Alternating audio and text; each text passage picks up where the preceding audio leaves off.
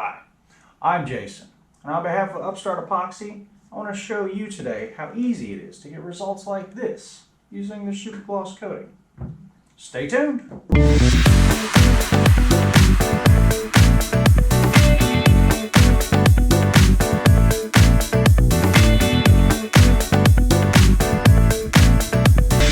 Hey everyone, I'm Jason and welcome to my shop. And today we're here on behalf of Upstart Epoxy. We are going to do a full mixing and pouring of a beautiful little serving board that we have. Now I chose this project because we've got chamfered edges, we've got cutouts, we've got a couple little voids that we need to fill, we have unbroken edges, we've got undercuts, everything.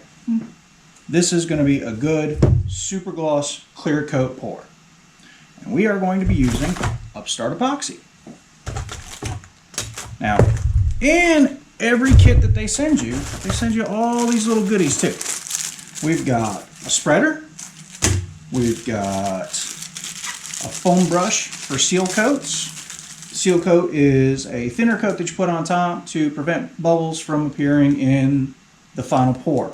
This is used for more porous woods or materials that have a lot of vacant spaces, voids that need to be filled. We've got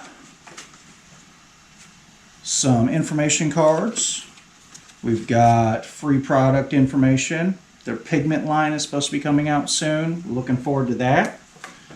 Follow them on social media. Scan that. And then on the back of this, and this is the most important thing, these are the instructions. You always want to follow the instructions no matter what type of product you're using. Always follow the instructions. And then we've got not one, but two stirrer sticks, which is always nice. And then you've got your part A and your part B. You've got your resin and you've got your hardener. This is a 1-to-1 by volume mixture. They also include on the back of the package a handy dandy little by weight calculation too. It is 100 parts resin to 83 parts hardener, which is great for a smaller pour like this because I'm going to be doing it by weight, and that's why I have to scale it. Okay, for this product, I like to do what I call batches, which is the 100 parts to 83 parts by weight. So when you hear me say something about one batch, that's what it is. 100 grams to 83 grams. And it's going to make it easier for your calculations. That way, when you start doing your coverages, you understand, you kind of get a grasp of what you're working with. Now, they did install this handy dandy little coverage calculator for larger pours, like actual larger tabletops or other surfaces where you're going to be working in things like square footage. You go there, you go to the website, you plug in your numbers, and it pretty much gives you a really good estimate on where to start when you're purchasing your epoxy. Relatively accurate. Alright, so here we go. Got 100 parts resin.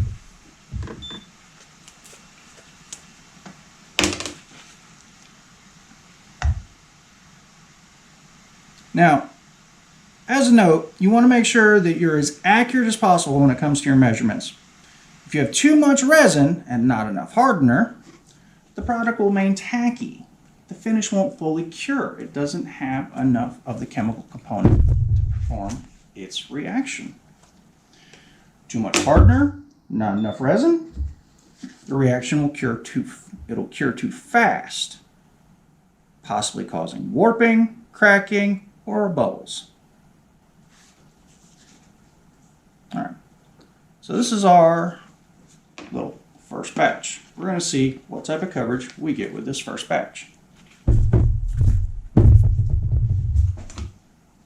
Stirrer stick. It starts off nice and clear. The two parts, you get a little bit of separation in there. But as you start to mix it, it starts to become cloudy. And that's the reaction happening between the two parts, the resin and the hardener. And you know that it's fully mixed when the cloudiness starts to disappear. You will introduce bubbles into this. This is a highly viscous mix. This is designed for self-leveling applications. If it was too thin, it would just completely run off the project. It wouldn't have time to cure on top of the surface.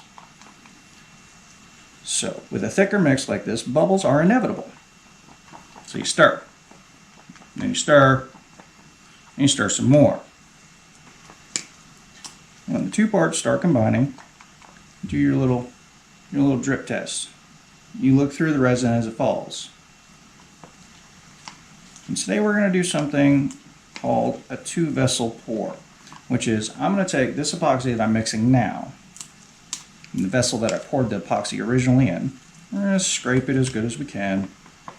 We're going to mix it as good as we can, and then we're going to pour it into a second container. Then we're going to stir it for a couple more minutes after that. That way that you know that all of the resin is completely mixed. You're not going to have any couple extra drops on the side that like to sneak into your final pour and don't cure properly. So, second vessel. I prefer the clear cups because it allows me to get a good idea of what I'm working with. So, scrape your edges and set it off to the side. Again, stir for a couple minutes. Now from experience, I can pretty much tell that I'm going to need a second batch of this. But we're going to see what type of coverage we get from one. Alright. Looking nice and clear. From the camera it looks cloudy, but that's because of the bubbles that you introduced during the mixing.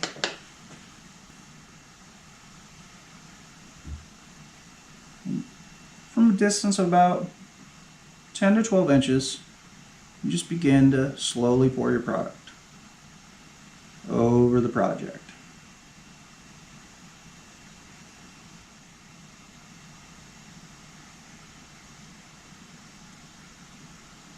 Never scrape the edges of your mixing vessel on your pour.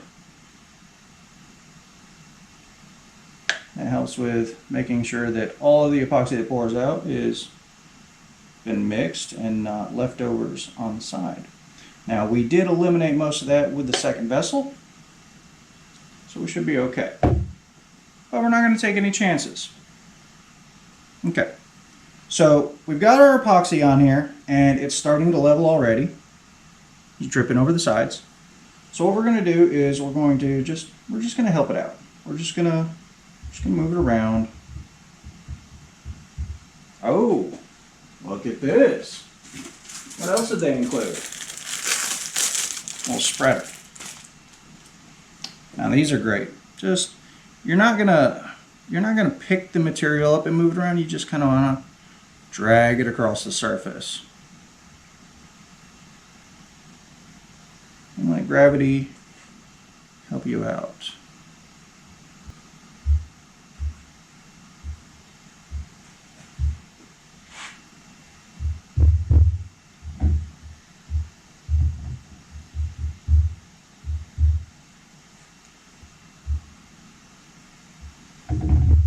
There we go, to the edges.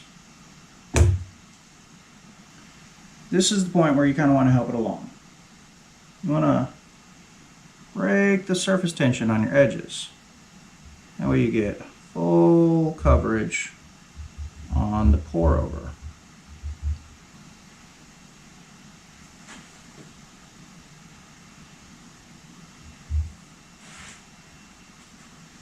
But as I said earlier, from experience, I knew that I was going to have to mix up a second batch.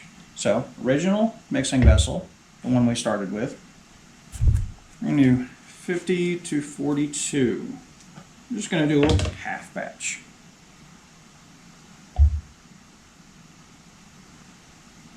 And this should give us our edge filling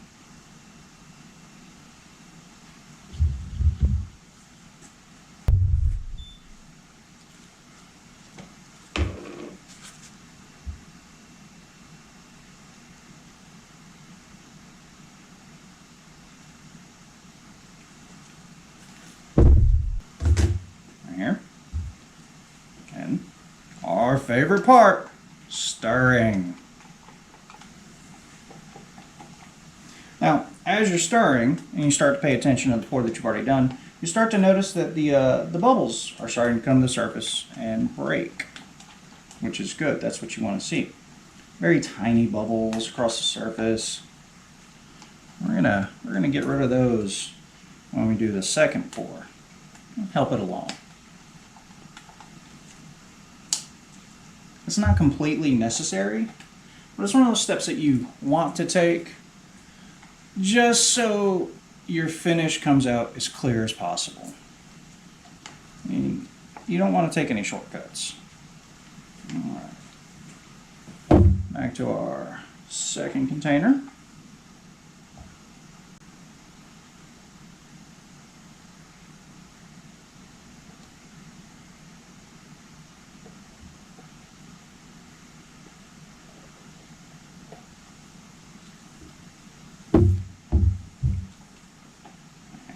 Stir again.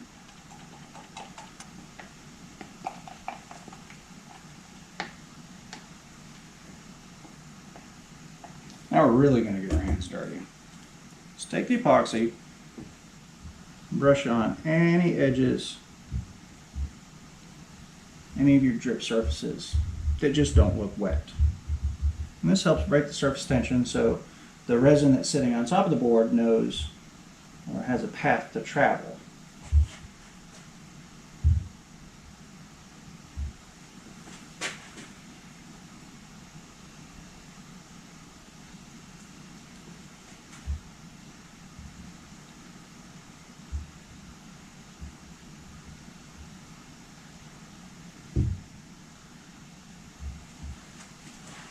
Pretty much the rule of thumb is that when you're working with epoxy, if your gloves are dry when you're finished, you did something wrong. It's half the fun of it.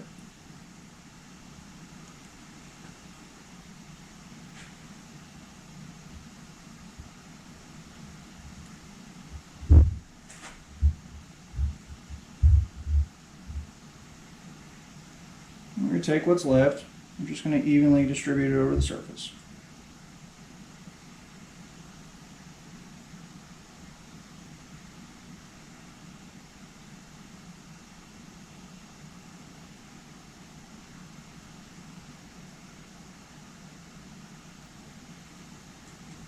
Alright, now that we've got our epoxy on our project and it's leveling and the bubbles are starting to release, we're going to help it along. Now, there are two methods that I like. There's the heat method. You can use a torch or a heat gun. We're going to use it from a nice distance, not directly on the surface. The resin is curing in an exothermic reaction, which means it generates heat during its process. If you add too much heat, it will accelerate the process. Cures too fast, causes warping, bubbles to stay in the mixture, possible cracking. You don't want that. So, flame polishing very gently.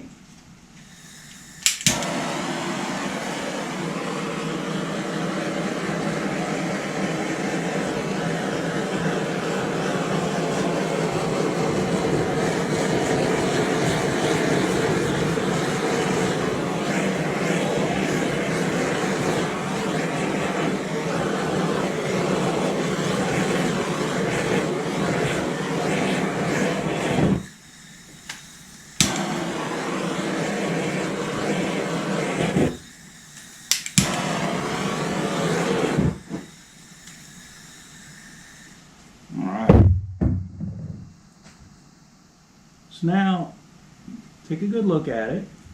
See if there's any spots that you missed. Got some bubbles here, right here.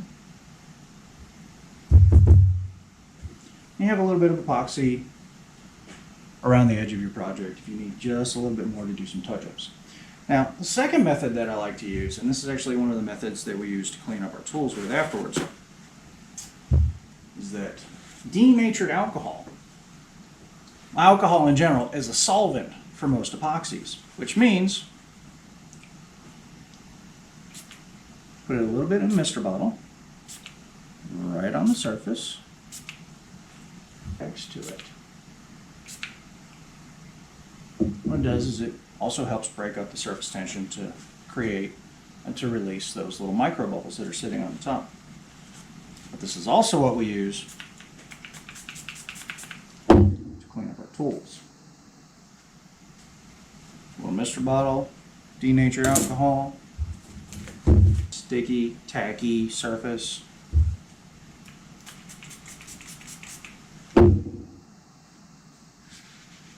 Wipes right off.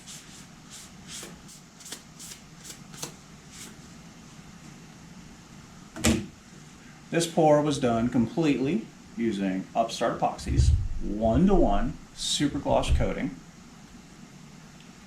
Beautiful. Gonna turn out great, I know.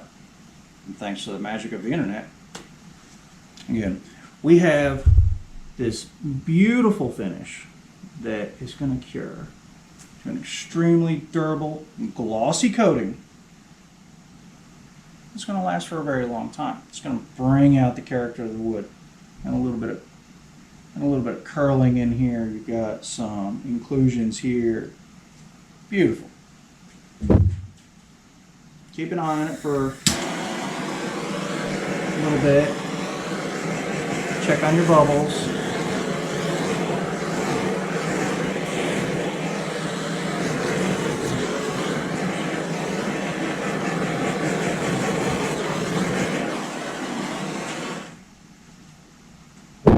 I'm Jason, and on behalf of Upstart Epoxy, we thank you for watching this informative video. We hope that it helped you figure out how to best approach your next project. Remember, on the website, the coverage calculator for larger projects. It'll help you figure out how much epoxy that you're probably going to be looking to buy. You never want to buy too little. Too much is okay. You can always use it for another project.